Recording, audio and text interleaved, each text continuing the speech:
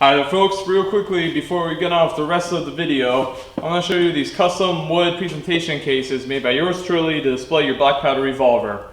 Each box comes complete with several compartments to put in several different accessories such as powder flasks, spare cylinders, cap tins, and whatever else you see fit to put in there. The interior of each box is felt lined to safely hold your revolver. I offer several different sizes of standard box which will fit your full-length cap and ball revolver such as an 1850 Remington or 1851 Navy. A smaller box which will fit a Remington pocket revolver or a small pistol like that. A larger Colt Walker box which will fit a Colt Walker revolver. And an even larger box which will fit an 1851 Navy buntline special revolver or an 1858 Buffalo gun. To get one of your own, you can find them for sale on my eBay store, and I have that link down below in this video's description. Go check that out when you have the chance. Now, let's get on with the rest of the show. Hi there folks, you're watching Black Powder Shooter 44 channel. Today I got the 1851 Navy and 44 caliber here, and we're going to be running some max loads through it and see how it does for accuracy. So, without further ado, let's head out to the range. Alright, first up is 30 grains of black powder for wad and a 457 round ball on paper. Let's see how it does.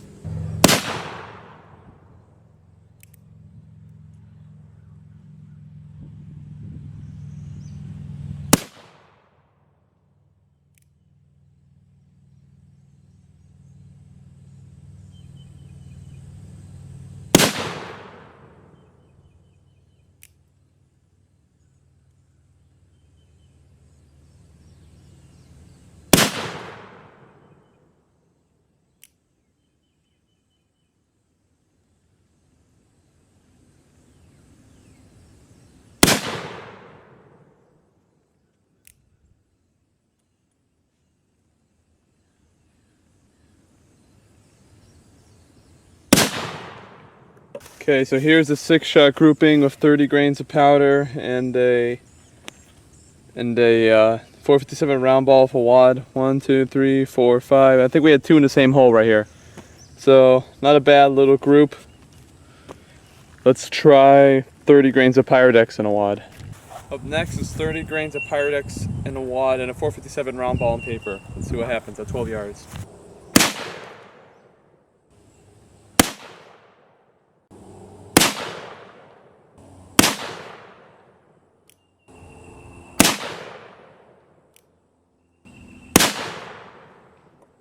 Alright, this is not too bad.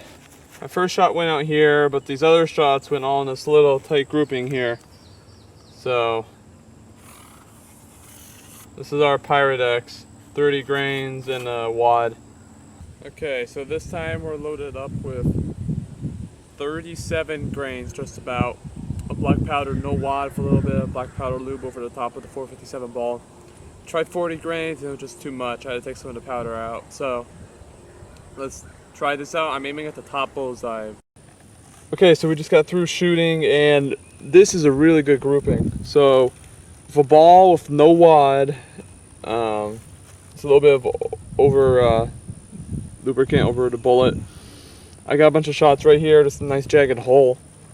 Looking at these holes up here, I'm pretty sure that's old. So I think that's all our shots right there. So that was actually a really good showing. Let's try, so that was 37 grains of black powder in a round ball. Let's now try 40 grains of Pyrodex and a round ball.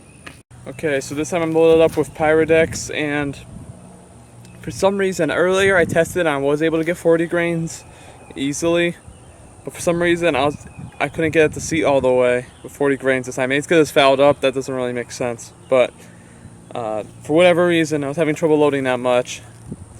Could vary from chamber. I feel like some chambers you're able to load a little more powder in, just a little bit more than others. But we're gonna do the same though, 37-ish grains, and see how that does.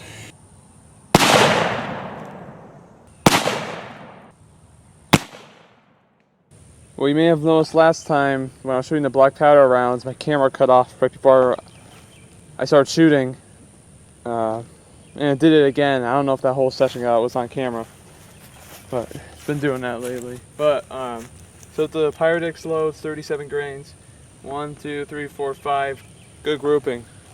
It does good with these heavy loads, but you know, that much. It was producing more pressure than I would want. Normally would like in those guns, because then you start getting it. It's going to start beating up the wedge pretty good of using loads like that routinely. But here's what we got with Pyrodex loads, and that's pretty good. All right, so let's take a look at our targets here from this result of our shooting. Unfortunately, my camera has been malfunctioning a little bit, and I noticed it did cut out in a few of those shooting sessions, so I apologize for that. So these are our max loads. So we started off shooting just regular black powder, 30 grains from a flask, which is probably a little less than 30 grains, probably more like 28 with a wad. 457 round ball black powder, pretty standard. These are 1, 2, 3, 4, 5, 6, so 6-shot grouping. 6 shots again here of Pyrodex, 30 grains. And I was a little tighter. Then we went over to 37 grains of black powder, and this was our best grouping. 1, 2, 3, 4, 5, it looks like. I was shooting 5 shots here, and that did very well.